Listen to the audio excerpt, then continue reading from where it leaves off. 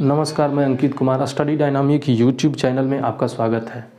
दोस्तों, आज मैं आप लोगों को सांख्यिकी चैप्टर के अंतर्गत बहुलक के बारे में डिस्कस करने वाला हूँ। दोस्तों, बहुलक से भी क्वेश्चन जो है आज के डेट में एसटीईटी एग्ज़ाम हो, चाहे बीपीएससी शिक्षक बहाली का एग्ज़ाम हो, वहाँ भी बहुलक से रिलेटेड क्वेश्चन देखने को मिला है और कई तरह के एग्ज़ाम में बहुलक से भी क्वेश्चन आते हैं। तो आइए इसको समझने का प्रयास करते हैं कि बहुलक के क्वेश्चन अगर आ जाए एग्ज़ाम में तो इसको किस तरह से हम सॉल्व कर सकते हैं। चलिए बहुलक शुरू करते हैं।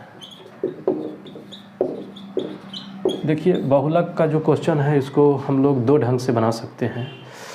एक तो सिंपल है, सरल तरीका, और एक थोड़ा जटिल प्रोसेस है। तो दोनों तरीका को हम लोग समझेंगे। सबसे पहले तो पहला नंबर में दिया रहेगा चरमान।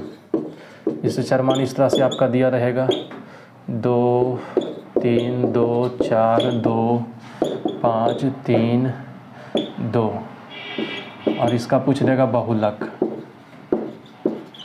बहुलक बराबर क्या होगा। तो सिंपल तरीका है, यहाँ पर कुछ चरमान दिए हैं 2 3 2 4 2 5 3 2, और इसका बहुलक निकालना है।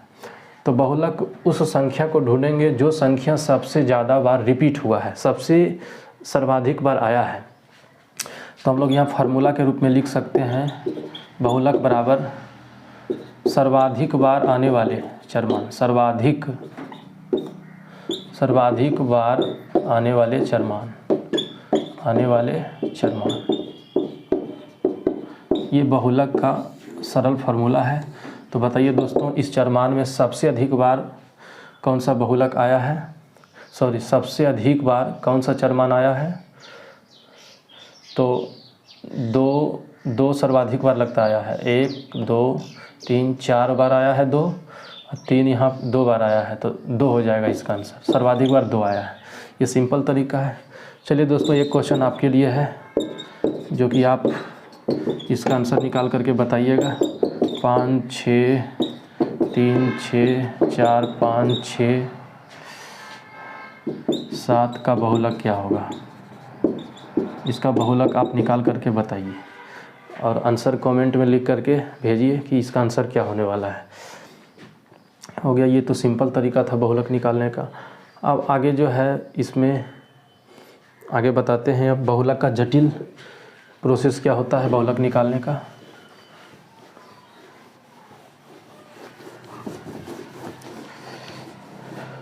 तो बहुलक का जटिल प्रोसेस निकालने के लिए उसमें आपको दिया रहेगा वर्गांतराल और बारंबारता, और आपको कहेगा बहुलक निकालने के लिए।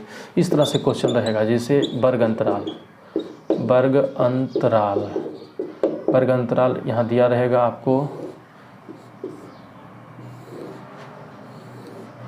इस तरह से वर्गांतराल, जैसे 0 से 10, 10 से 20, 20 से 30, 30 से 40, 40 से 50।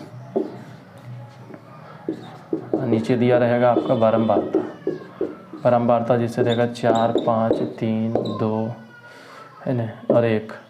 ये पूछ देगा आपसे इसका बहुलक बताइए क्या होगा। तो कैसे आप बहुलक को ज्ञात कर सकते हैं। सबसे पहले आप इसको जो है इस ढंग में आप सारणी की तरह बनाइएगा, वर्गांतराल, और ये हो गया आपका बारंबारता। बस इसमें 2 सारणी की आवश्यकता होगा। इसमें संचयी बारंबारता की कोई ज़रूरत नहीं है। संचयी बारंबारता वो ज़रूरत पड़ता है आपको माध्यिका निकालने में। 0 से 10, 10 से 20, 20 से 30, 30 से 40, और आपका ये 40 से 50 हो गया।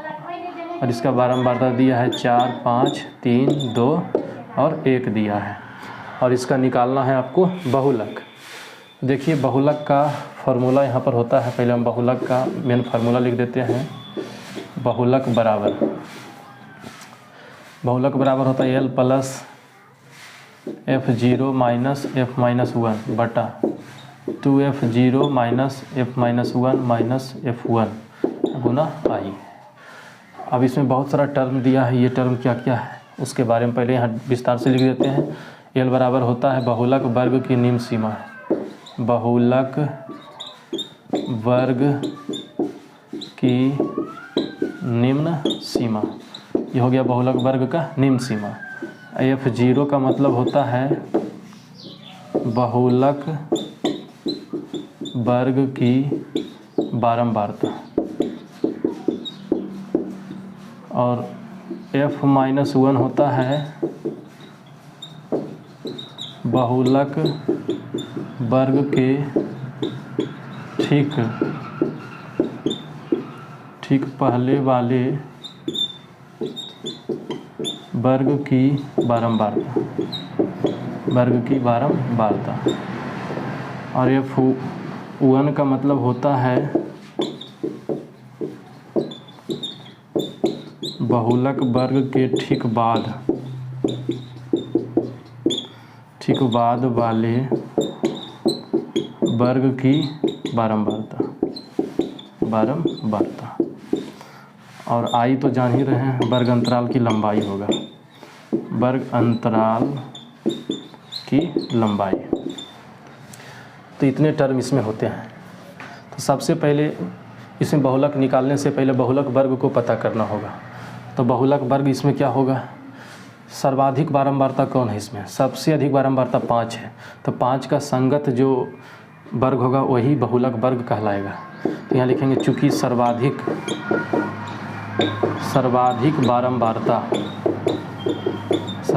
बारंबारता 5 है, इसलिए बहुलक वर्ग बराबर हो जाएगा आपका 10 से 20। और यहाँ से आप L निकाल सकते हैं। L का मतलब क्या है, बहुलक वर्ग की निम्न सीमा, तो निम्न सीमा कितना है 10, और F0 का मतलब है बहुलक वर्ग की बारंबारता, कितना है 5। F-1 है बहुलक वर्ग के ठीक पहले वाले वर्ग की बारंबारता 4। F1 का मतलब है बहुलक वर्ग के ठीक बाद वाले वर्ग की बारंबारता, तो 3 है। और I का मतलब वर्ग अंतराल की लंबाई, तो 10 है। तो यहाँ बहुलक का फार्मूला पहले लगा देते हैं। बहुलक बराबर होता है L plus F0 minus F-1 बटा 2F0 minus F-1 minus F1 Guna I। अब इस फार्मूला की सहायता से आप मान ज्ञात कर सकते हैं। जैसे यहाँ मान आप पुट करिएगा तो L का मान कितना है 10 प्लस F0 का मान 5 है माइनस F-1 कितना है 4, 2 गुना F0 का मान 5 है, F-1 है 4 और F1 का मान है 3, अब बगल में गुना में 10। अब आइए दोस्तों यहाँ सॉल्व कर देते हैं। आपको 10 प्लस 5 में से 4 जाएगा तो 1 हो जाएगा, और नीचे 5 दूनी 10 माइनस 4 माइनस 3 तो माइनस 7, और 10 में से 7 घटेगा तो 3 हो जाएगा, और गुना में यहाँ 10 है तो 10 गुना 1 करते हैं ऊपर तो 10 हो जाता है। तो 10 प्लस 3 से भागा देंगे, 10 में तो 3.3 लगभग आएगा, तो जोड़ देंगे तो 13.3 हो जाएगा। तो ये आपका बहुलक हो गया। तो ये जटिल प्रोसेस था, आप इसको कम समय में भी बना सकते हैं प्रैक्टिस करके। अगर आपका प्रैक्टिस परिपूर्ण होगा तो आप जो है इसी क्वेश्चन को कम से कम समय में आप सॉल्व कर दीजिएगा। अब आगे बढ़ते हैं।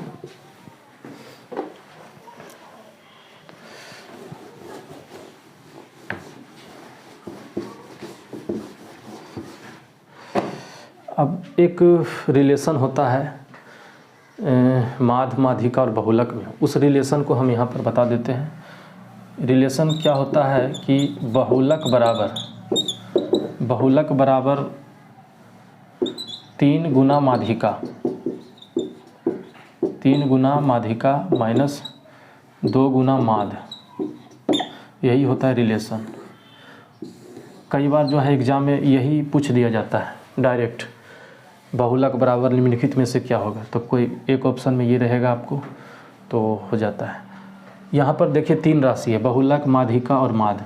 ये 3 टर्म में कोई 2 टर्म दिया रहेगा क्वेश्चन में, तो आप एक टर्म निकाल सकते हैं, है ना। तो चलिए एक क्वेश्चन इस पर दे देते हैं। बहुलक बराबर 5 और माध्यिका बराबर